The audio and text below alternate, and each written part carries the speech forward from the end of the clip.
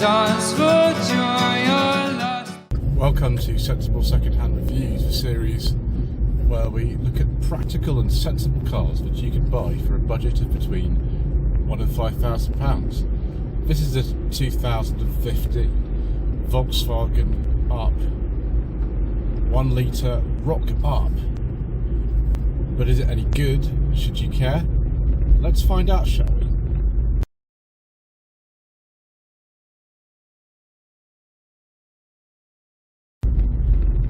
So we're no stranger to the Volkswagen Up ! Say at me and Skoda Citigo triplets on this channel. 2 weeks ago we released a video on a yellow Citigo, which was the incredibly slow 59 horsepower model. This is the 74 horsepower Up. Of course, they do share the same engines. The Citigo only had two engines, the 59 brake horsepower 1 litre 3-cylinder, and this 74 brake horsepower 1 litre 3-cylinder. Immediately, I can tell you how much quicker this car feels. It's not necessarily reflected in the 0 to 60 times so much. The the 59 brake horsepower version is about 14.5 seconds. This is closer to 13, so it doesn't sound like an awful lot, but it really feels so much faster. That extra 15 horsepower makes a massive difference. The other thing is, with the Up as opposed to the Citigo and the Me, was that you could get more engines. They never used the turbocharged 3-cylinders in the Me and Citigo ever. And in the Up, just after the facelift that occurred in 2016, they introduced a 88 brake horsepower 1 litre 3-cylinder, which was only available in some of the upper trims. I think the High Up, which was the top standard model, got that. So things like this special edition Rock Up, which was introduced before the facelift, we weren't able to get stuff like that. The other engine that was available in the Up was with the Up GTI that came out, I think it was somewhere between 2018 and 20. Like, I've said different things about that. In the UK, we got that car an awful lot later than most other countries. That was 113 horsepower. It actually had a 6-speed manual in it. All the other Ups, the manual gearbox, only have 5 speeds. You could also get an automatic Up, I think, on all other engines apart from the GTI. So yeah, that's something to consider. Although I don't know why you want anything other than this little 5-speed manual in this car. I imagine the automatic version is slower and a bit clunkier than this. The car is really suitable for little urban journeys. I've just been to the fuel station to put some petrol in, and this car, which is only done 44,000 miles, it's got a really nice, precise gear change.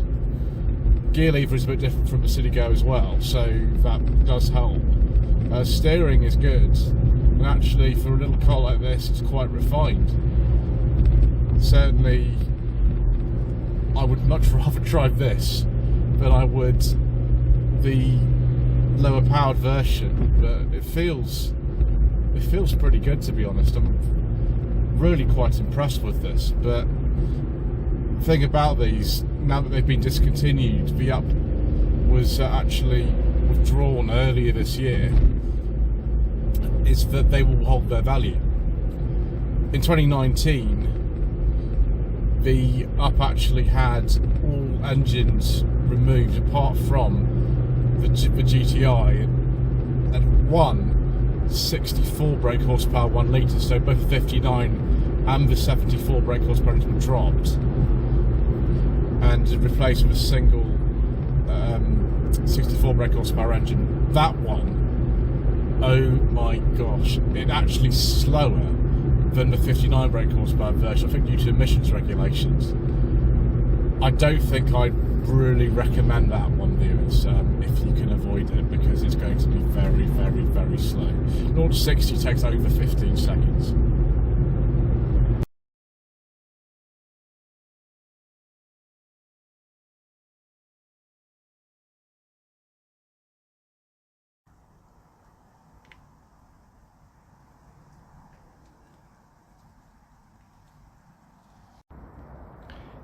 Despite the fact that the Citigo and the Me are very, very similar in many ways, Volkswagen most certainly left the kind of best bits of themselves, such as this tailgate, which is entirely glass. So we'll have a look in here. 251 litres of boot space. We've got the false floor up in here. That's how you get 251 litres. So bigger than the 108 and the iGo and the C1. Put that in there. Do we actually get a boot light in here? I don't believe we do. That's annoying, isn't it, viewers? Parcel shelf is missing at the moment. I'm sure that'll be put in for the person who buys this particular car.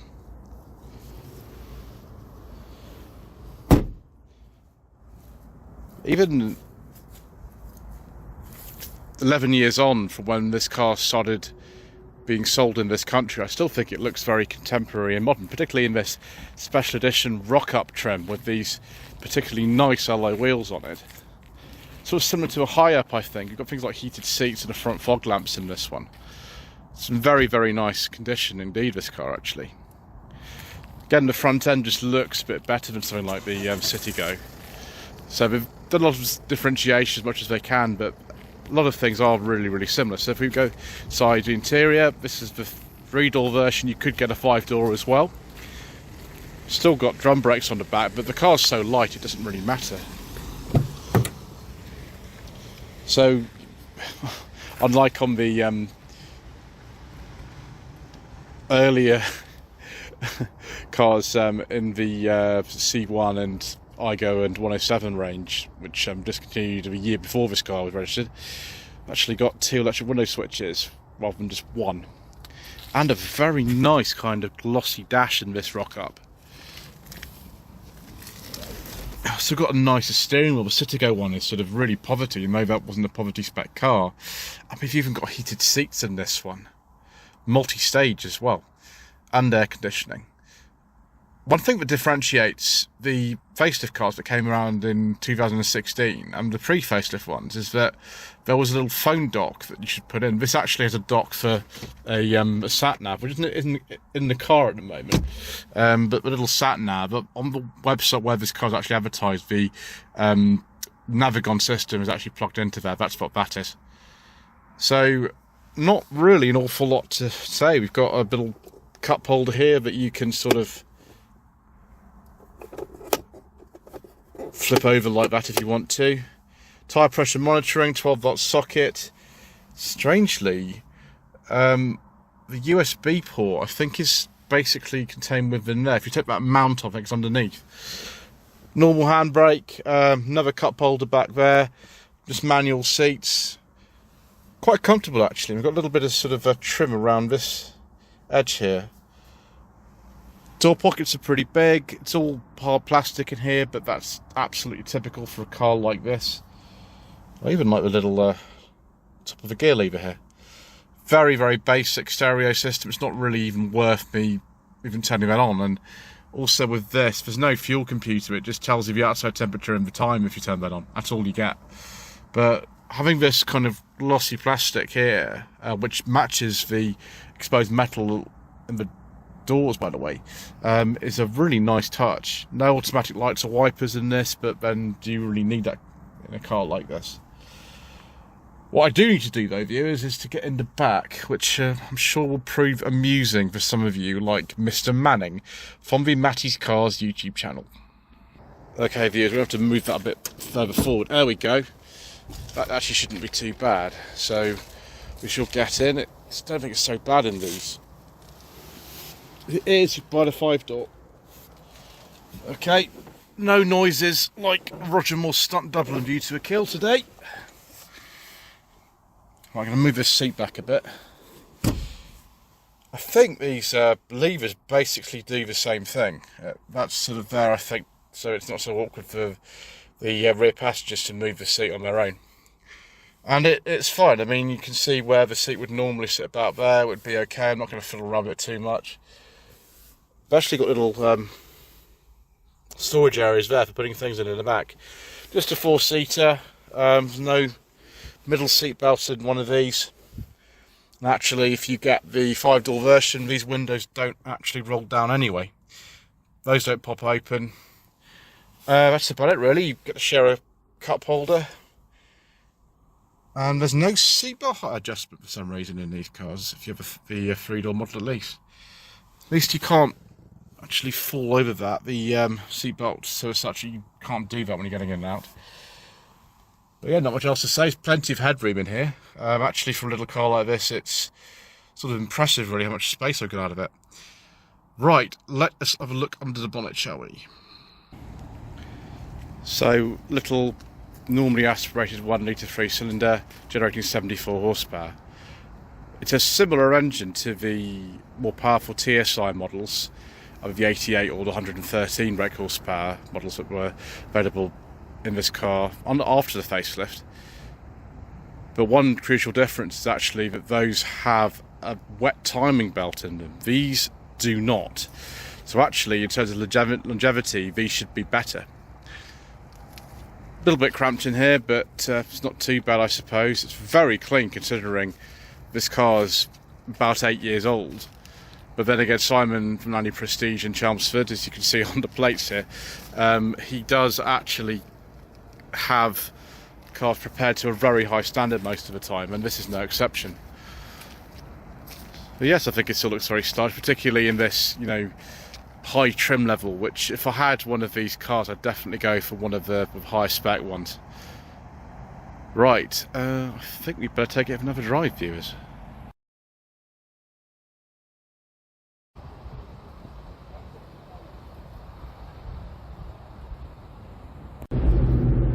So as I've said, the car actually feels a lot nicer to drive than you might imagine. The steering is light, but it's crisp and direct. Gear change is good. You can get a good driving position in one of these. We've got a seat height adjustment in this. You can actually adjust the steering wheel height or not the reach, but that's normal for a car like this. And actually, the refinement is quite good. I'm quite impressed, really. The trim levels are numerous in these. There's about 1 million different trim levels for one of these, and they're all got sort of silly names as well, like sort of move up, take up, high up, rock up, club up. It's all a bit silly, really, but you know, that's the way that Volkswagen seems to like it.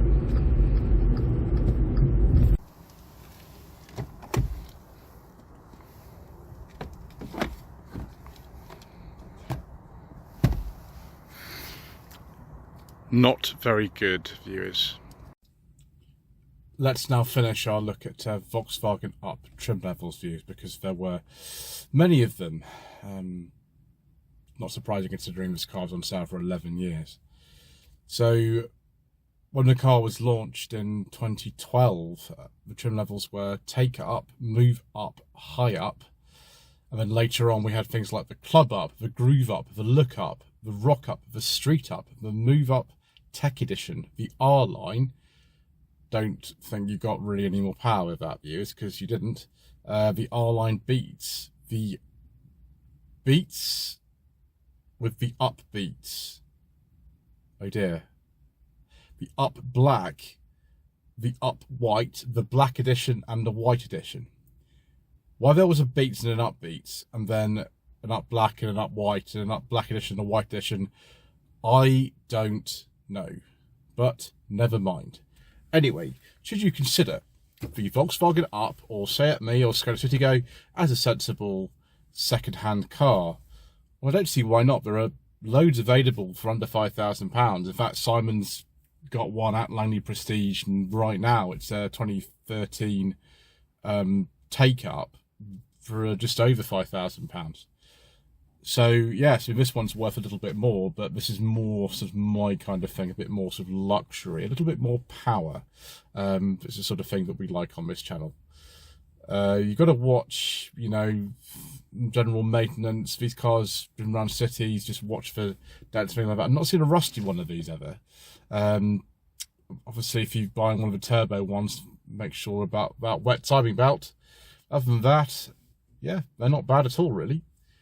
Anyway, thank you ever so much indeed once again for watching. Please don't forget to subscribe to this channel.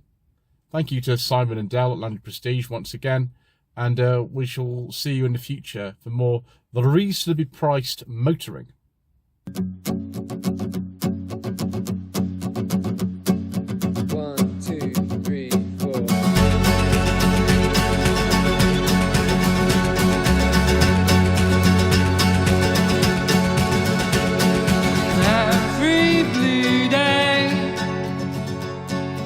Every day with blue skies.